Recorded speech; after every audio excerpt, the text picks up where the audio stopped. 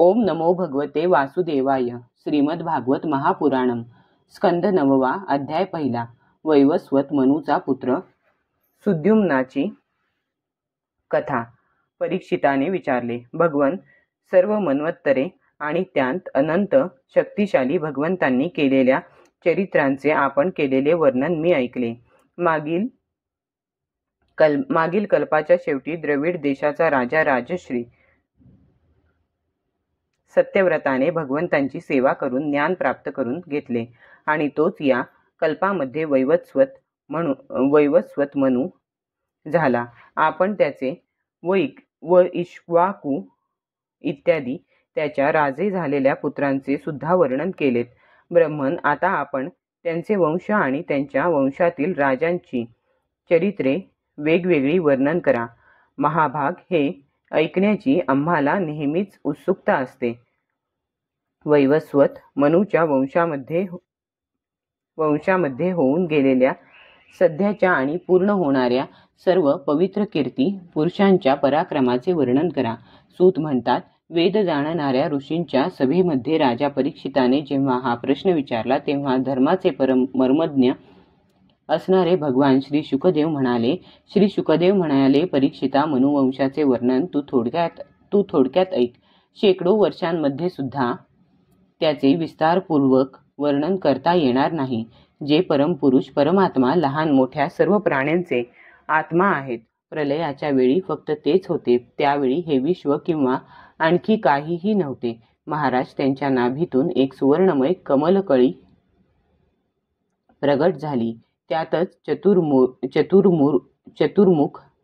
चतुर्मुख ब्रह्मदेवांचा आविर्भाव झाला. ब्रह्मदेवांच्या मनापासून मरीची झाले आणि त्यांचे पुत्र कश्यप. त्यांना दक्षकन्या अदितीपासून विवस्वान सूर्य हा पुत्र झाला. विवस्वानाच्या संज्ञा नामक पत्नीपासून श्राद्धदेव मनुचा जन्म झाला. परीक्षिता, संयमी राजा श्राद्धदेवाला श्रद्धेपासून 10 पुत्र झाले.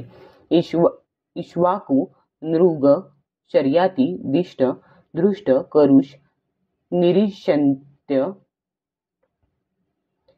पृषध्र, नभग आणि कवी अशी त्यांची नावे होती.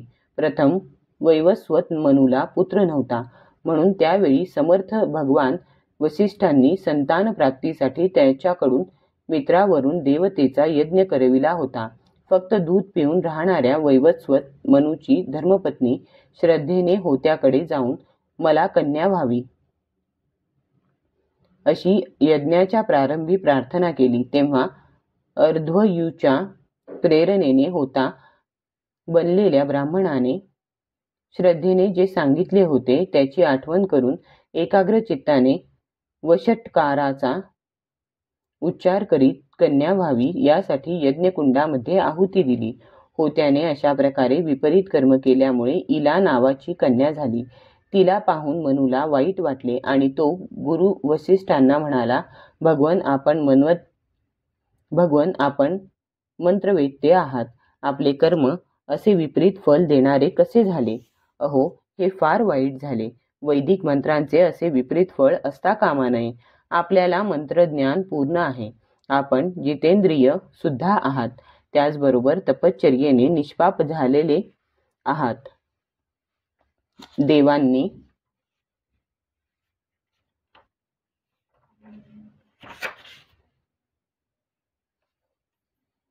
असत्य बोलावे त्याप्रमाणे आपल्या संकल्पाचा हा उलटा परिणाम कसा झाला?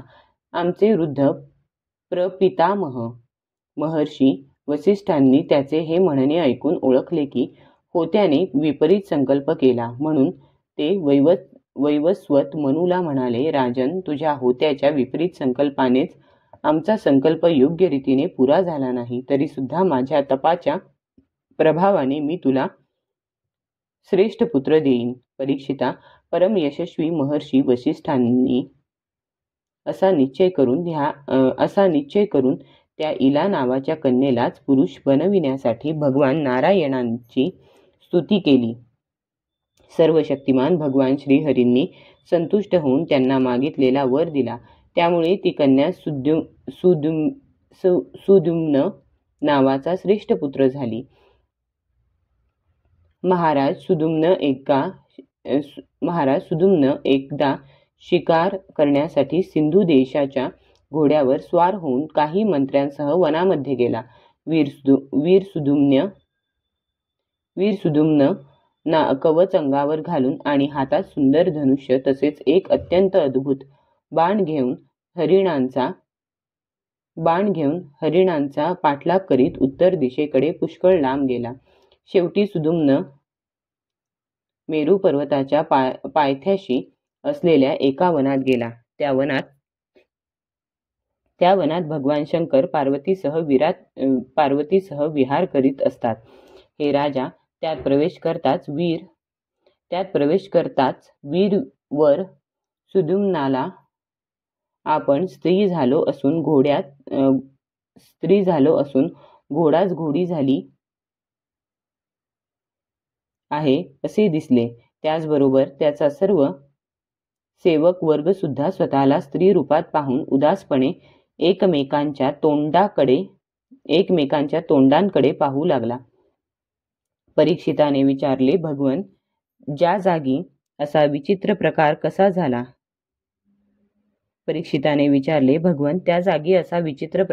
झाला? ती जागा अशी कोणी केली? आपण आमच्या या प्रश्नाचे उत्तर द्यावे, कारण आम्हाला अतिशय कुतूहल आहे. श्री शुक म्हणाले, एके दिवशी भगवान शंकरांचे दर्शन घेण्यासाठी व्रतस्थ ऋषी आपल्या तेजाने दिशांचा अंधार नाहीसा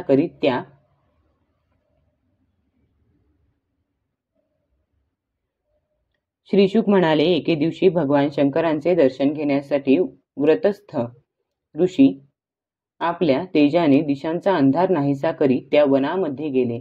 त्यावेळी अंबिका देवीचे वस्त्र थोडेसे घसरले होते. ऋषींना अचानक आल्याचे पाहून ती अत्यंत लज्जित झाली. ताबडतोब भगवान शंकरांच्या मांडीवरून उठून तिने वस्त्र सावरले. ऋषी सुद्धा गौरी शंकर यावेळी विहार करीत आहेत असे पाहून तिथून मागे फिरून नरनारायणांच्या आश्रमाकडे निघून गेले. त्याचवेळी भगवान शंकर आपल्या प्रियेला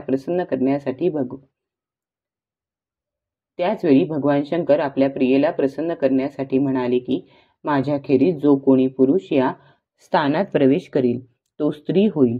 तेव्हापासून पुरुष त्या स्थानामध्ये प्रवेश करीत नाहीत. आता सुद्युम्न स्त्री झाला होता, म्हणून तो स्त्रिया झालेल्या आपल्या सेवकांसह एका वनातून दुसऱ्या वनात याप्रमाणे फिरू लागला. त्याचवेळी भगवान बुधाने आपल्या आश्रमाजवळच अनेक स्त्रियांसह एक सुंदर स्त्री विहार करीत असलेली पाहून ती आपल्याला प्राप्त व्हावी अशी इच्छा केली. चंद्रकुमार बुध आपला पती व्हावा असे त्या स्त्रीला सुद्धा वाटले. त्यानंतर बुधाला तिच्यापासून पुरुरवा नावाचा पुत्र झाला. अशा प्रकारे मनुपुत्र राजा सुद्युम्न स्त्री झाला. आम्ही असे ऐकले आहे की त्याने त्या अवस्थेत आपले कुलपुरोहित वसिष्ठांचे स्मरण केले. सुद्युम्नाची ही दशा पाहून दयाळू वसिष्ठांना खूप वाईट वाटले. त्यांनी सुद्युम्नाला पुन्हा पुरुष बनविण्यासाठी भगवान शंकरांची आराधना केली. भगवान शंकर वसिष्ठांवर प्रसन्न झाले. परीक्षिता, त्यांनी त्यांची इच्छा पूर्ण करीत व आपली वाणीही सत्य राखीतच असे म्हटले, वसिष्ठा, तुमचा हा यजमान 1 महिना पुरुष आणि 1 महिना स्त्री राहील. या व्यवस्थेनुसार सुद्युम्नाने खुशाल पृथ्वीचे पालन करावे. वसिष्ठांच्या अनुग्रहाने या व्यवस्थेनुसार इच्छित पुरुषत्व मिळवून सुद्युम्न पृथ्वीचे पालन करू लागला. परंतु प्रजा त्याचा मान राखीत नसे. उत्कल, गय आणि विमल असे त्याला 3 पुत्र झाले. परीक्षिता, ते सर्वजण दक्षिणेकडील राजे झाले. पुष्कळ दिवसांनंतर वृद्धावस्था प्राप्त झाल्यावर प्रतिष्ठान नगरीचा अधिपती सुद्युम्न याने आपला पुत्र पुरुरवा याला राज्य दिले आणि स्वतः तपश्चर्या करण्यासाठी तो वनात निघून गेला. अध्याय 1 समाप्त.